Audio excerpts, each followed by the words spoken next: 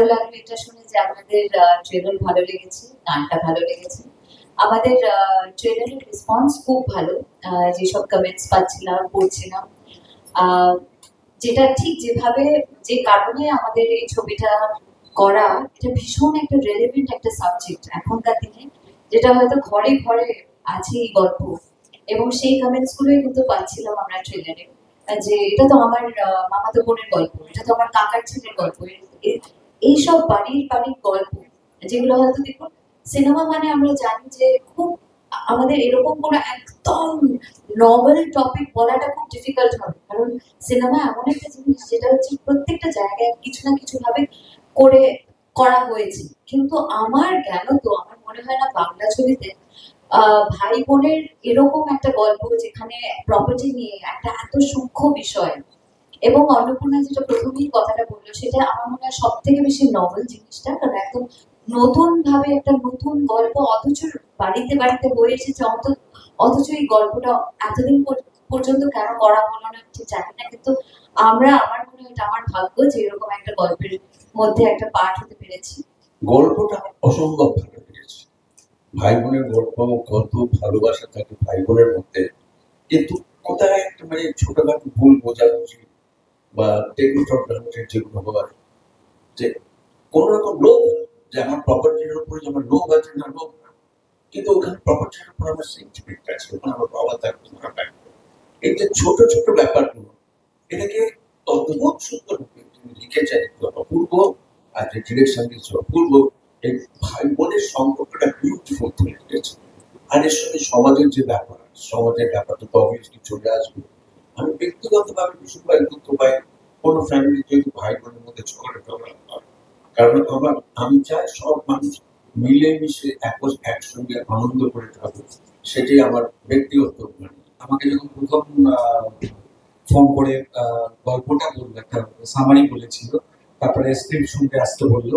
আমার খুব ভালো লেগেছিল যে ব্যাপারটা, দেখো ভাই বোনের মধ্যে সম্পত্তি নিয়ে কোনো বিবাদ, এটা তো আমরা প্রচুর দেখেছি, কিন্তু সেটাকে যেভাবে ট্রিট করা হয়েছে এবং তাতে প্রত্যেকটা ক্যারেক্টারকে আমরা নতুন লাইটে দেখতে পেয়েছি, সেটা ওদের মানে সদীপ, সদীপের গুণ, যে ও অন্যভাবে চরিত্রগুলোকে দেখাতে পেরেছে।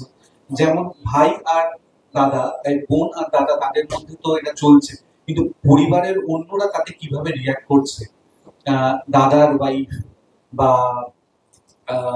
যে বোন তার হাজবেন্ড, তারা এই সিচুয়েশন গুলোতে কিভাবে রিয়াক্ট করছে, সেটা কিন্তু আমরা যেভাবে দেখতে অভ্যস্ত তার থেকে অন্যভাবে। প্রত্যেকটা চরিত্রে অনেক লেয়ার রয়েছে।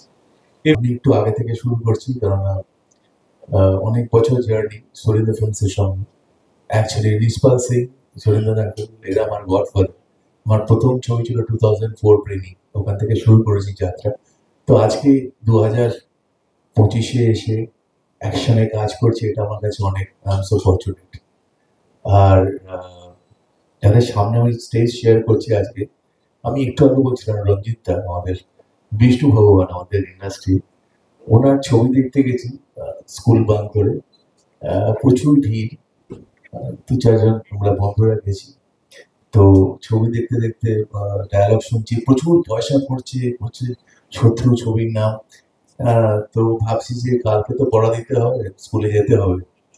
তো আমাদের বড় একটা হল ছিল, জয়শ্রী বলে। তো আমি হঠাৎ করে দেখলাম যে ক্লাস টিচার আমার পেছনে বসে দেখছে একটা ছবি। সো এইরকম একজন মানুষ, তার পাশে আমি বসে আছি, বলুন আমার ফিলিংসটা কিরকম হবে। আমার এখনো মনে হচ্ছে মন মানানোর অডিও উনি রিলিজ করেছিলেন ওনার নিজের হাতে। So I am so fortunate. কোয়েলের সঙ্গে আগেই আমার কাজ হয়েছে বিভিন্ন ছবিতে, কিন্তু এই ছবিটা আমার কাছে ভীষণ স্পেশাল, কারণ আমরা জয়েন্ট ফ্যামিলিতে থাকি, আমার বাড়িতে একসাথে 16-17 জন আমরা থাকি, মানে আমার বাবার বাড়িতে। তো যখন আমি ট্রেলারটা দেখলাম, ভীষণ রিলেট করতে পেরেছি। আমি একজন ইন্ডিভিজুয়াল হিসেবে আমি ভীষণ রিলেট করতে পেরেছি, এবং আমার মতো গোটা বাংলায় এবং বাংলার বাইরেও প্রত্যেকটা ঘরে ঘরে যাদের সাথে এই, যেটা স্যার বলছিলেন যে এই সেন্টিমেন্ট গুলো, এটাকে এত সুন্দরভাবে তুলে ধরেছে চিকি এবং দুই ভাই। So I am very very excited. সব থেকে বেশি মানে যেটা স্পন্টেনিয়াসলি আসে সেটা তো এটাই, আমি বাংলায় ভাবি, বাংলায় লিখি, মানে যখন একটা কনসেপ্ট ভাবি সেটার ভাবনাটাই তো মাথায় বাংলাতেই আসে। বাংলা বাংলা ভাষা শুধু নয়, কলকাতা এবং এখানকার গ্রাম, এখানকার যে ল্যান্ডস্কেপ, এটাই তো আমার চেনা জায়গা। এখানকার গল্প বলাটা তো সব থেকে বেশি স্বাভাবিকভাবে এসেছে। যদি এরকম ভাবতে হতো যে আমি একটা মানে অন্য দেশের কথা সেখানে চরিত্র প্লেস করে ভাবতে হচ্ছে, তাহলে হয়তো আলাদা করে সেটা নিয়ে অনেকটা ভাবতে হতো যে এটা কিরম হয়, ওটা কিরম হয়, তাদের রিচুয়ালস কিরম হয়। এক্ষেত্রে তো সেটা নয়, আমার আপনার সকলের ভীষণ চেনা দৈনন্দিন জীবনের মধ্যে দিয়ে গল্পটা মানে আনফোল্ড করছে। যখনই আমরা লিখি বা কিছু ভাবি, কিছু কোনো একটা ভাবনার যখন শুরু হয়, শেষটা তো সম্পূর্ণভাবে দেখতে পাওয়া যায় না, বা কিরমভাবে রিয়েলাইজ হবে দেখতে পাওয়া যায় না।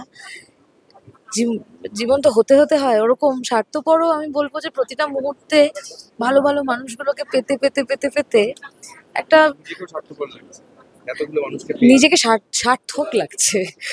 স্বার্থপর তো আমরা সকলেই কম বেশি, মানে কেউ না কেউ কারো না কারো জীবনে স্বার্থপর হয়েই যায়। But it's really unreal. বাঁচছি যত তত ভালো লাগছে।